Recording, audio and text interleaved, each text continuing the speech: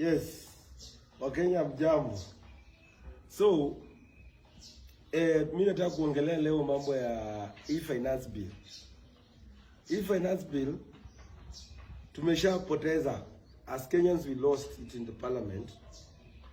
I voted no. And one thing I knew is that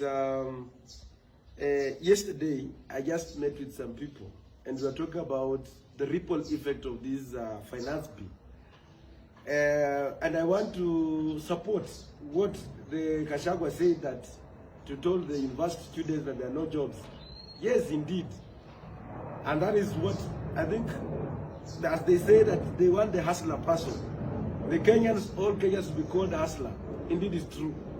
Because yesterday, there was what you call the CBA, collective bargaining agreement with the Bankers Association, with Kenya, with the bankers. Yeah, that is the employees of the banks and the owners of the banks. That is the, and they agreed. Because of this, all the employees is going to come. The taxes are going to be paid, even for the bosses now, the big men in the house. You cannot beat them. Now, the person who is going to suffer in all this game, ni mtu wa chini pale.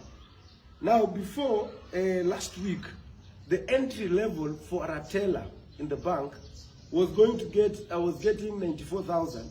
That is the gross plus house allowance of around 20,000, which is coming to 114,000.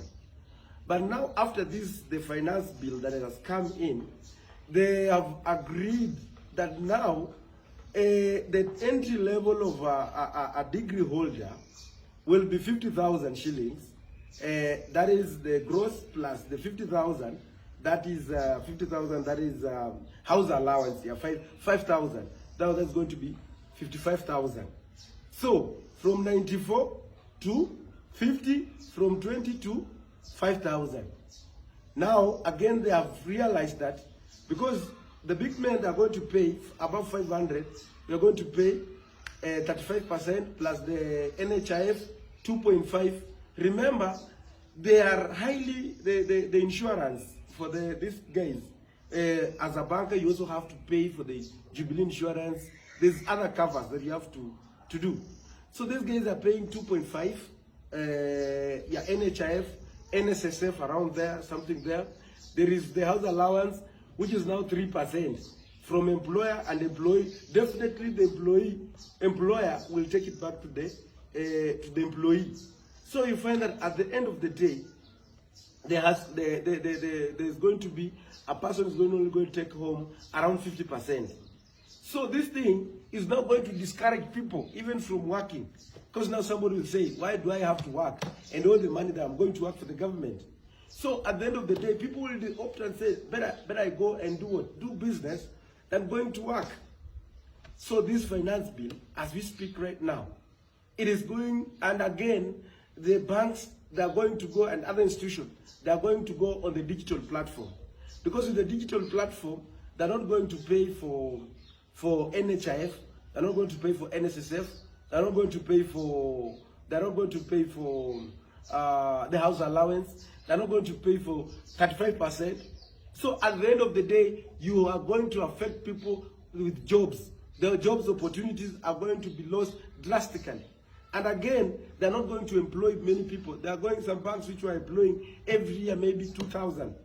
And banks were expanding, but now it's going to slow down. So you might think that you're going to collect more money, but you're going to collect lesser revenue, and already it has started. So as Kenyans, the bill has gone through. But now we must now start having a conversation on the ripple effect, or the ripple effect of this finance bill. If we see that this finance bill is taking us nowhere, and again, wezi chukua wale watoto ambao wamaliza university, waende kwa mjengo, you see, okay, we are not saying that we are undermining them, but they are learning, at least they can have a better life. You are closing. Hii ya mafuta itakuja, vitu itakuwa na hyperinflation. Where are we going to run for as Kenyans? So as much as we have already, the walitushinda kwa bunge, but we must have a conversation. That the conversation, we must monitor this bill starting July, we must monitor this thing. And I see revolution will definitely come in Kenya if president is not going to be keen by just being by a man of himself, being self-advisor and everything.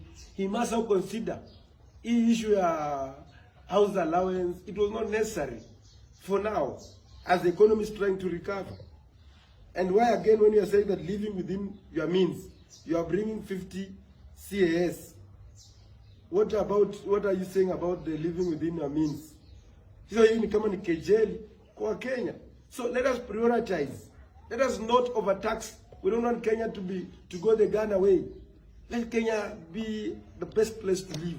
And not punish Kenyans. Ilipita wale tushinda, lakini now we'll go back to the Kenyans.